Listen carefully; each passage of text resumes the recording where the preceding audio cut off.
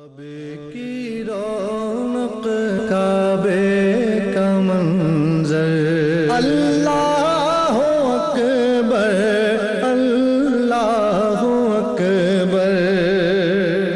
الحمدللہ رب العالمین والصلاة والسلام علی سید الانبیاء والمرسلین، اما بعد فاعوذ باللہ من الشیطان الرجیم، بسم اللہ الرحمن الرحیم۔ الحمدللہ حج کے سلسلے میں یہ ہمارا 7واں پروگرام ہے، اور ہم پچھلے پروگرام میں عمرے کے اختتام تک پہنچ گئے تھے۔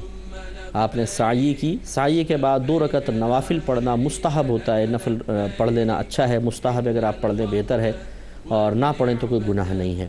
اس کے بعد آپ نے حلق وغیرہ کرایا اور آپ احرام کی پابندیوں سے فارغ ہو گئے۔ اس کے بعد 8 ذو الحجہ تک آپ نفلی طواف کر سکتے ہیں اور مختلف مقامات کی زیارتیں وغیرہ کر سکتے ہیں، لیکن کوشش کریں کہ کوئی لمحہ آپ کا ضائع نہ ہو۔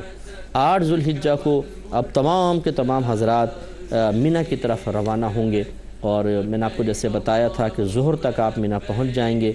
ظہر، عصر، مغرب، عشاء اور اگلے دن کی فجر، یہ 5 نمازیں منی میں گزارنا سنت مبارکہ ہے۔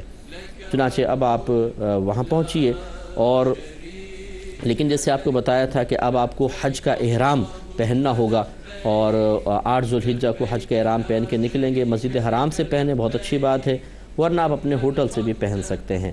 احرام پہننے کے بعد اب آپ حج کی نیت کریں گے، اور وہی نیت دل کے پختہ ارادے کو کہتے ہیں، لیکن زبان سے الفاظ ادا کر لیں تو بہت اچھا ہے۔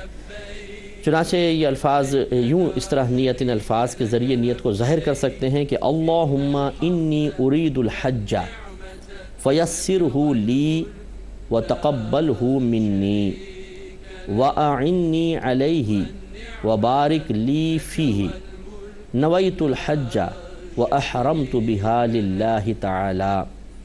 یعنی اے اللہ، میں حج کا ارادہ کرتا ہوں، تو اسے میرے لیے آسان فرما دے اور اسے مجھ سے قبول فرما، اور اس میں میری مدد فرما، اور اسے میرے لیے بابرکت بنا دے۔ میں نے حج کی نیت کی اور اللہ کے لیے اس کا احرام باندھا۔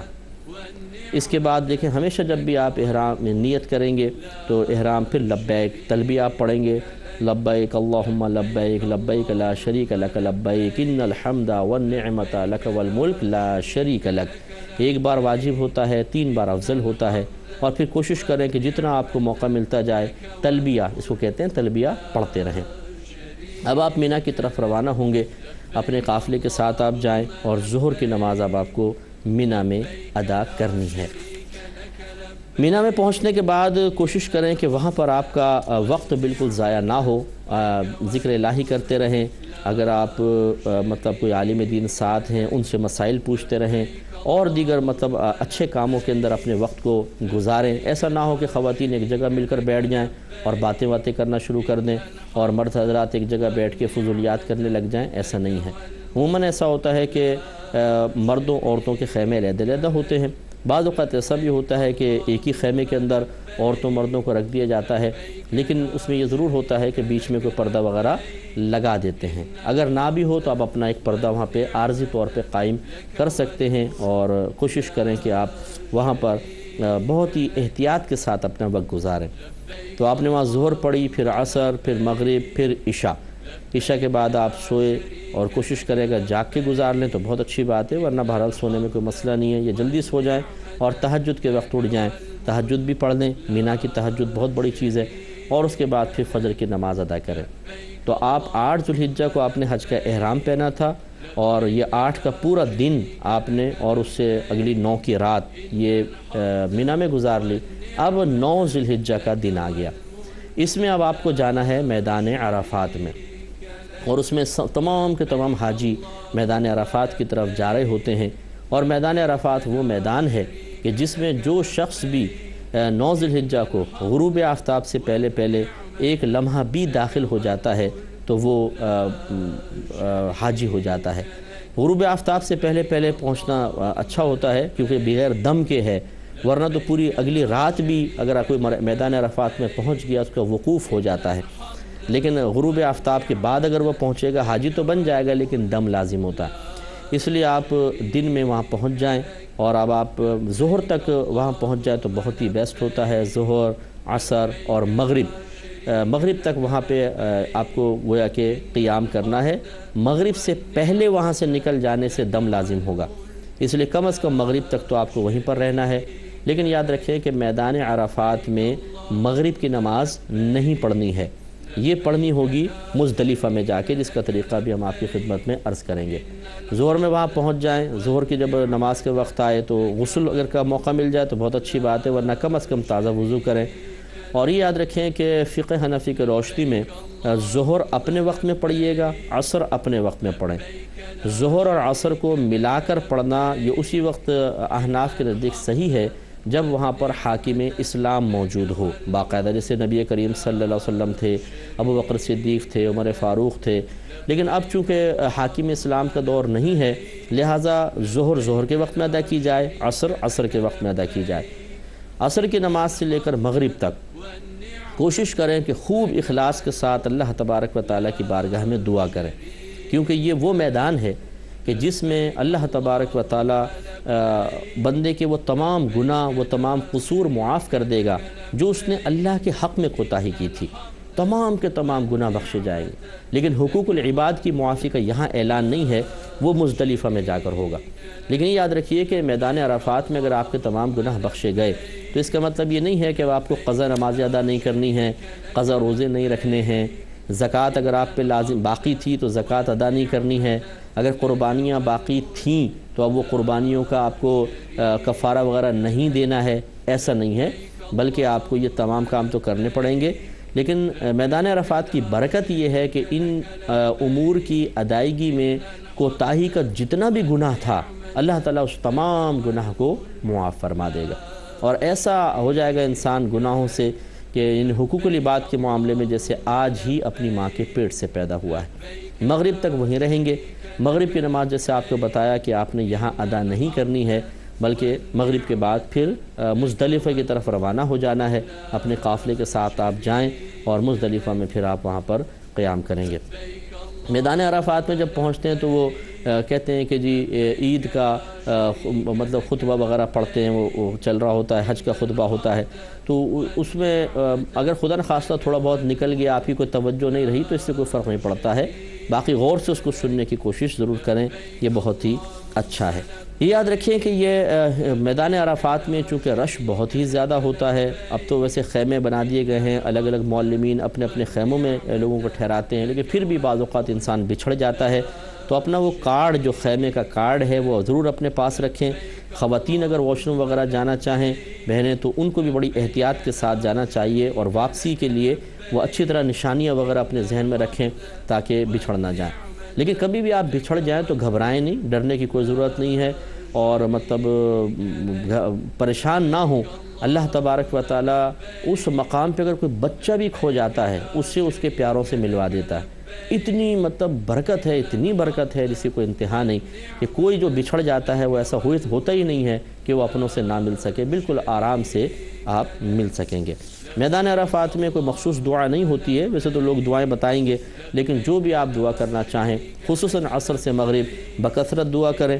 اور اگر بہت بہتر ہے کہ اجتماعی دعا کر لیں تو بہت اچھی بات ہے. کوئی کہ عالم دین ہوں آپ کے، وہ دعا مانگے، آپ ان کے ساتھ دعا مانگیں، اور اچھی مطلب رقت انگیز دعا ہو. اپنے گناہوں کو یاد کریں اور خوب نادم ہوں، شرمندہ ہوں، کیونکہ آج اگر یہاں سے کوئی بغیر مغفرت کے چلا گیا تو وہ بہت بدبخت انسان ہے.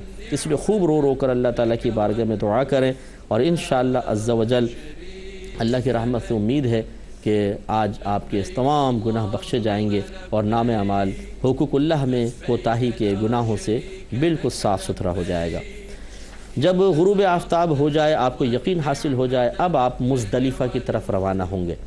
یہ بھی ایک دیکھیں، ہوتا یہ ہے کہ پہلے آپ مینا سے جاتے ہیں جب میدان عرفات کی طرف، تو مزدلفہ سے گزر کے ہی جاتے ہیں، میدان عرفات اس کے پیچھے. پھر میدان عرفات میں جانے کے بعد پھر آپ واپس آتے ہیں مزدلفہ کی طرف. لیکن جب آپ مزدلفہ سے گزرتے ہیں تو یہ مزدلفہ میں داخل ہونا یا وہاں کا وقوف نہیں کہلاتا، کیونکہ آپ عرفات جا رہے ہیں، عرفات جا کے ٹھہرتے ہیں، پھر آپ واپس آتے ہیں. اب آپ کو مزدلفہ ٹھہرنا ہے، اور اس میں ذرا اچھی طریقے سے ذرا یہ معلومات آپ کے معلم اگر اچھے ہوں گے آپ کو لے جانے والے اچھے ہوں گے، گائیڈ لائن دینے والے اچھے ہوں گے، تو اس طرح اچھی طرح تصدیق کر لیجئے گا کہ واقعی آپ مزدلفہ میں ہیں یا نہیں ہیں، کیونکہ بعض اوقات ایسا ہوتا ہے کہ لوگ مزدلفہ سے ہی پیچھے ٹھہر جاتے ہیں، وقوف کر لیتے ہیں۔ تو دیکھیں اب 8 ذو الحجہ کو آپ مینا میں تھے، 9 کو میدان عرفات، مغرب کی نماز آپ نے وہاں نہیں پڑھنی، ہم نے کہا غروب آفتاب تک آپ ٹھہرے، اب آپ رات میں آ گئے ہیں مینا۔ اب یہاں مغرب اور عشاء ایک ساتھ ملا کر پڑھنی ہے عشاء کے وقت میں، یعنی گویا کہ ظاہری اعتبار سے اگر آپ دیکھیں تو آپ مغرب قضا کر رہے ہیں، لیکن نبی کریم صلی اللہ علیہ وسلم کی سنت کریمہ ہے اور رحمت کونین صلی اللہ علیہ وسلم نے اس دن کی مغرب کو عشاء کے وقت میں ادا کی نیت سے ہی ادا فرمائی ہے، قضا کی نیت سے نہیں، گویا کہ آپ ادا ہی کر رہے ہیں۔ لہذا وہاں پہنچیں آپ اور اذان دینا چاہیں اذان دیں، اس کے بعد اقامت پڑھیں، مغرب کے 3 فرض پڑھیں گے، پھر اقامت پڑھیں اور عشاء کے 4 فرض، پھر مغرب کی سنتیں اور پھر عشاء کی بقیہ نماز آپ پڑھ کر اس طریقے سے اپنی مغرب و عشاء کو کمپلیٹ کر لیں۔ تو پہلے مغرب کے فرض، پھر عشاء کے فرض، پھر مغرب کی 2 سنت نفل اور اس کے بعد عشاء کی بقیہ نماز۔ اب آپ یہاں پر ٹھہر جائیں۔ دیکھیں مزدلفہ میں رات گزارنا سنت ہے، پوری رات آپ گزاریں، اور لیکن فجر کے بعد سے لے کر طلوع آفتاب تک اس پورے وقت کے درمیان تھوڑا سا بھی ٹھہرنا واجب ہے، لہٰذا آپ پوری رات وہاں گزاریں، سنت پوری ہو گئی۔ اس کے بعد اول وقت میں فجر پڑھ لیں، یہ مزدلفہ کے میدان میں ہی پڑھنی ہے، اور پڑھنے کے بعد پھر آپ مینا کی طرف روانہ ہو جائیں، کیونکہ اب 10 ذو الحجہ شروع ہو چکا ہوگا۔ 8 کو مینا پہنچے، 9 کو میدان عرفات، پھر 9 کا دن گزرا تو 10 کی رات مزدلفہ میں، اب 10 کا جب دن فجر کے بعد شروع ہوگا تو پھر آپ کو مینا کی طرف روانہ ہونا ہے۔ چونکہ آج سب کا ٹارگٹ بڑا شیطان ہے، وہاں 3 شیطان، یعنی شیطان کیا، وہ حضرت ابراہیم علیہ السلام جب حضرت اسماعیل علیہ السلام کو ذبح فرمانے لگے اللہ کے حکم سے، تو شیطان نے بہکانے کی کوشش کی، تو آپ نے اس کو کنکریاں ماری تھیں، تو 3 مقام پہ کنکریاں ماری تھیں، تو وہ 3 مقام پر ہمیں کنکریاں اس سنت کی ادائیگی کے لیے مارنا سنت کریمہ ہوتا ہے۔ تو ایک وہاں پہ چھوٹا شیطان کہلاتا ہے، ایک درمیانہ شیطان کہلاتا ہے، ایک بڑا شیطان کہلاتا ہے۔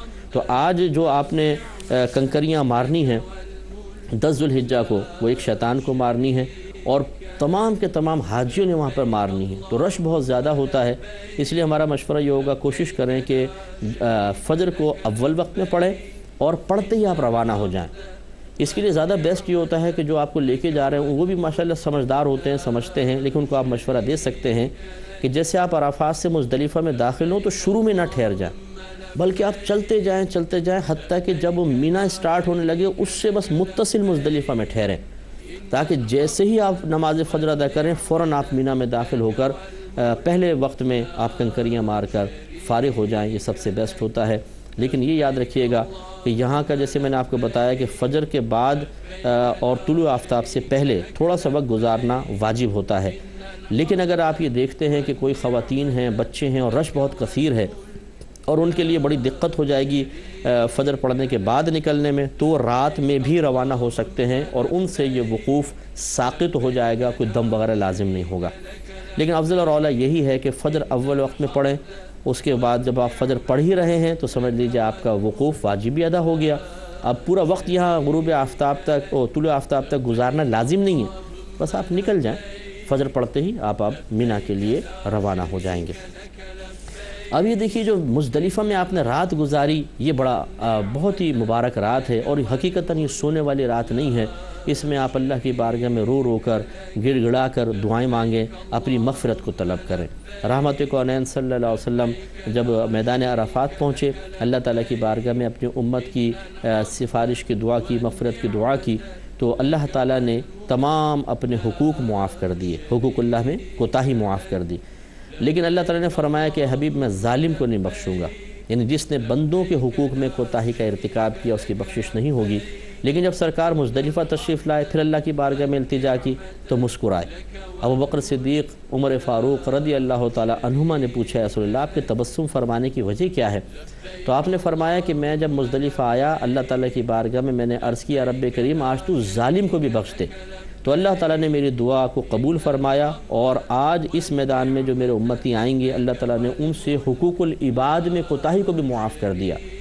تو جب اس کی طرف سے مغفرت کا اعلان ہوا تو شیطان اپنے سر پہ مٹی ڈالنے لگا، تو اس کی حالت دیکھ کر مجھے ہنسی آ گئی۔ اس سے معلوم ہوا کہ مزدلفہ میں پہنچنے کے بعد اگر ہم نے بندوں کے حقوق میں کوئی کوتاہی کی ہوگی، اگر ہمارا آنا مقبول ہو گیا تو انشاءاللہ وہ بھی نام اعمال سے مٹا دیے جائیں گے۔ لیکن یہ یاد رکھیں یہاں پر بھی کہ ہمیں معافی طلب کرنی ہی چاہیے۔ اگر ہم نے کسی کے حق میں کوتاہی کی ہے، گناہ معاف ہوا ہے، معافی تو مانگنی ہوگی، اور اگر ہم نے کسی کا مال وغیرہ دبایا ہے تو مال دبانے کا گناہ معاف ہوگا، مال معاف نہیں ہوگا، وہ تو جا کر اس کو ادا کرنا ہی ہوگا۔ ایسا نہ کیجیے گا کہ آپ مال دبا کے بیٹھ جائیں کہ جی مزدلفہ کے اندر حقوق العباد معاف ہوئے، یہ صحیح نہیں ہے۔ مزدلفہ میں ہی کوشش کریں کہ آپ کنکری جمع کر لیں۔ آج ایک بڑے شیطان کو کنکری مارنی ہے اور 7 کنکری مارنی ہے، صرف بڑے شیطان کو مارنی ہے، تو اس لیے 7 کنکری تو آپ ضرور اٹھائیں، لیکن اس کے بعد اگلے دن جو ہیں وہ یعنی 10 کو آپ کنکری ماریں گے ایک شیطان کو، پھر 11 کو تینوں کو مارنی ہے، 12 کو تینوں کو مارنی ہے، اور 7 مارنی ہوتی ہیں۔ تو ایک دن میں 7 یا 21 اور 21 یہ ہو گئی 42، اور پھر 7، تو تقریباً جو ہے وہ آپ 50، 55، 60 کے قریب جو ہے کنکریاں جمع کریں۔ اب دیکھیں اگر آپ کو اسلام کی حقانیت دیکھنی ہے تو وہاں پر آپ دیکھیے کہ مزدلفہ سے اکثر لوگ کنکریاں چنتے ہیں، اتنے چھوٹے چھوٹے کنکریاں، اور لاکھوں حاجی ہوتا ہے، لاکھوں حاجی۔ اگر آپ 10 لاکھ بھی حاجی لگائیں تو 10 × 70 لاکھ کنکری اٹھانی ہے، اور ہر سال اٹھاتے ہیں۔ اور یاد رکھیں کہ وہ کنکریاں نامعلوم کہاں غیب سے آتی ہیں کہ وہاں ایسی پڑی ہوتی ہیں کنکریاں کہ آپ آرام سے اس کو چن لیں، یہ نہیں ہے کہ لوگ آ کے وہاں پھینکتے ہوں۔ اسی طرح جب آپ جا کر کنکری ماریں گے، رحمت کونین صلی اللہ علیہ وسلم سے صحابہ کرام نے پوچھا یا رسول اللہ ہم اتنی کنکری مارتے ہیں، یہ نظر کیوں نہیں آتی؟ رحمت کونین صلی اللہ علیہ وسلم نے ارشاد فرمایا کہ جو کنکری اللہ تعالیٰ کی بارگاہ میں مقبول ہوتی ہے وہ آسمان پر اٹھا لی جاتی ہے، اگر ایسا نہ ہو تو تم یہاں کنکریوں کا پہاڑ دیکھو گے۔ اور واقعی ایسا ہوتا ہے کہ دیکھیں اگر 10 لاکھ حاجی ایک دن میں کنکری مار رہے ہیں تو 70 لاکھ کنکریاں ہوں گی، تو 70 لاکھ کنکریوں کا پہاڑ بن جانا چاہیے۔ لیکن یہ آپ اپنی آنکھوں سے جا کر دیکھیں انشاءاللہ کہ جیسی کنکری لگ کر نیچے گرتی ہے، گرتے ہوئے نظر تو آتی ہے، اس کے بعد غائب ہو جاتی ہے۔ اور یہ اللہ تعالیٰ کی بہت بڑا اللہ کا ایک قدرت کا اظہار ہے۔ جو اسلام کی حقانیت کو دیکھنا چاہتا ہے اس منظر کو جا کر دیکھے، اس کے زبان سے نکلے گا کہ واقعی مذہب اسلام ایک حق مذہب ہے۔ چنانچہ اب آپ دوبارہ مینا آئے، اور آج 10 ذوالحجہ ہے، اور اس میں آپ بڑے شیطانوں کنکری ماریں گے جس کو جمرۃ العقبہ کہتے ہیں۔ یاد رکھیں کہ کنکری خود مارنی ہوگی، یہ واجب ہے، لیکن اگر کوئی بیمار ہے، بہت زیادہ کمزور اور بوڑھا ہے، اور مطلب اسی طرح اپاہج ہے کہ وہ وہاں اس رش میں نہیں مار سکتا ہے، تو پھر وہ کسی کو نائب بنا سکتا ہے، لیکن ایسا نہیں کر سکتا کہ وہ خود ٹھہر جائے اور دوسرے کو، یعنی تندرست ہے مار بھی سکتا ہو، کسی اور کو نائب بنا دے، پھر دم لازم ہو جائے گا۔ اور یاد رکھیں کہ آج جب آپ جائیں گے تو آج آپ جا کے کنکری ماریں، غروب آفتاب سے پہلے مار لیں، یہ سنت کریمہ ہے۔ لیکن اگر آپ رات میں بھی ماریں گے تو کنکری کی سنت ادا ہو جائے گی، یعنی واجب ادا ہو جائے گا، لیکن خلاف سنت ہوگا۔ لیکن اگر عورتیں بچے ہیں یا کمزور ہیں، وہ دن میں اگر نہ مار سکیں ویٹ کر لیں، رات میں جا کے مار لیں غروب آفتاب کے بعد، اس میں کوئی حرج نہیں ہے۔ تو یہ انشاءاللہ کنکریاں مارنے سے واجب ادا ہوگا، اور وہ بیمار وغیرہ ہے تو کوئی اور مار سکتا ہے۔ کنکری مارنے کا طریقہ یہ ہے کہ آپ مطلب تقریباً 7 قدم کے فاصلے پر، بعض نے کہا 3 قدم کے فاصلے پہ کھڑے ہو جائیں، سیدھے ہاتھ میں انگوٹھے اور شہادت کی انگلی سے کنکری پکڑیں، اور اس طرح ہاتھ اٹھا کے ماریں۔ بہت بڑا پلر بنایا ہوا ہے، بس پلر کو مار دیں گے تو وہ خود بخود باؤنڈری کے اندر گر جاتا ہے، اور ہر کنکری کو مارتے ہوئے بسم اللہ اللہ اکبر آپ پڑھ دیں تو انشاءاللہ یہ مستحب ہے اور باعث ثواب ہوگا۔ 7 کنکری کم از کم آپ کو مارنی ہوگی۔ 7 کنکری مارنے کے بعد اب آپ کو دوسرا کام کرنا ہے قربانی۔ فقہ حنفی کی روح سے اس میں ترتیب واجب ہے کہ پہلے کنکری ماریں، پھر اس کے بعد قربانی کریں، اس کے بعد حلق وغیرہ کروا سکتے ہیں، پھر آج ہی طواف زیارہ کے لیے آپ جانا چاہیں تو جا سکتے ہیں۔ لہٰذا آپ نے کنکری وغیرہ مار لی، اس کے بعد پھر آپ قربانی کریں گے۔ یہ اچھی طرح یاد رکھیں کہ یہ قارن اور متمتع، یعنی حج قران کرنے والا اور حج تمتع کرنے والے پر حج کی قربانی واجب ہے، یعنی حج کے شکرانے کے طور پہ۔ یہ وہ قربانی نہیں ہے جو عید الاضحیٰ کی ہے، بقر عید والی۔ اگر آپ مالک نصاب ہیں تو حج کی قربانی ایک تو وہاں کرنی ہے آپ کو، اور دوسری قربانی عید الاضحیٰ کی آپ کو کرنی ہوگی، جو وہاں کرنا لازم نہیں ہے۔ آپ پاکستان میں کسی کو وکیل بنا دیں، وہ یہاں ادا کر لے گا۔ تو انشاءاللہ قربانی ادا ہو جائے گی۔ اللہ تعالیٰ سے دعا ہے کہ رب کریم جو کچھ ہم نے سنا اسے یاد رکھنے، ذہن میں محفوظ رکھنے کی توفیق عطا فرمائے، آمین۔ وآخر دعوانا ان الحمدللہ رب العالمین۔ اس میں قربانی کریں، قربانی قربانی، رسم قربانی کریں۔ آؤ ابراہیم کی، آؤ ابراہیم کی سنت ادا ہم بھی کریں، قربانی قربانی، رسم قربانی کریں، قربانی قربانی، رسم قربانی کریں۔ خواب میں آئی ندا کے اپنی پیاری چیز کو، خواب میں آئی ندا کے اپنی پیاری چیز کو، پیارے ابراہیم میری راہ میں قربان کرو۔ پھر سحر میں اٹھ کے بولے مرضی رحماں بنو، حکم ربی ہے کہ اسماعیل کو قربان کرو۔ پھر کہا کے ساتھ اسماعیل میرے جائیں گے،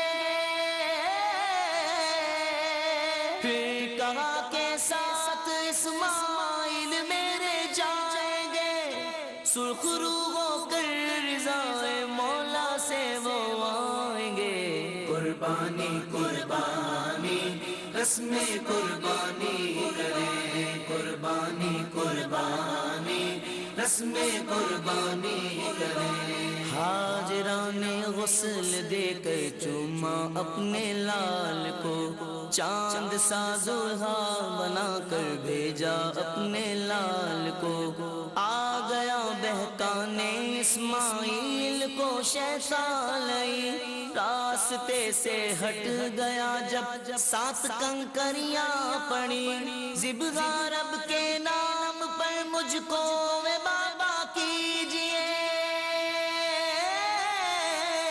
ذبح رب کے نام پر مجھ کو اے بابا کیجئے، ذبح کر کے اے پدر پھر شکر مولا کیجئے، قربانی قربانی، رسم قربانی کریں، قربانی قربانی، رسم قربانی کریں۔ کر دیا ہے پیش اسماعیل رب کے نام پر، اللہ اللہ ایسے ہوتے ہیں زمانے میں پدر، کر دیا ہے پیش اسماعیل رب کے نام پر، اللہ اللہ ایسے ہوتے ہیں زمانے میں پدر، کانپ اٹھے دیکھ کر یہ ماجرا ارض و سما،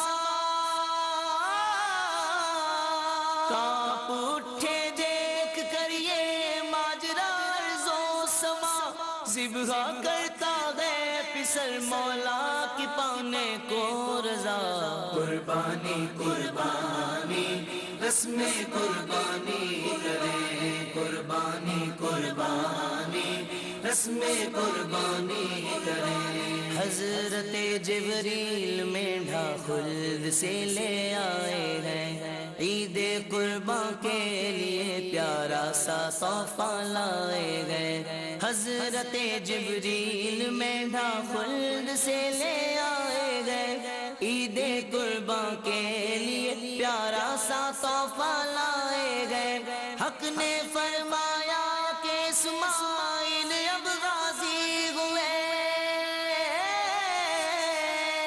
حق نے فرمایا کہ اسماعیل اب غازی ہوئے، ہم ذبیح اللہ کا دے کر لقب راضی ہوئے، قربانی قربانی، رسم قربانی کریں، قربانی قربانی، رسم قربانی کریں۔ آؤ ابراہیم کی، آؤ ابراہیم کی سنت ادا ہم بھی کریں، قربانی قربانی، رسم قربانی کریں، قربانی قربانی، رسم قربانی کریں، قربانی قربانی، رسم قربانی کریں۔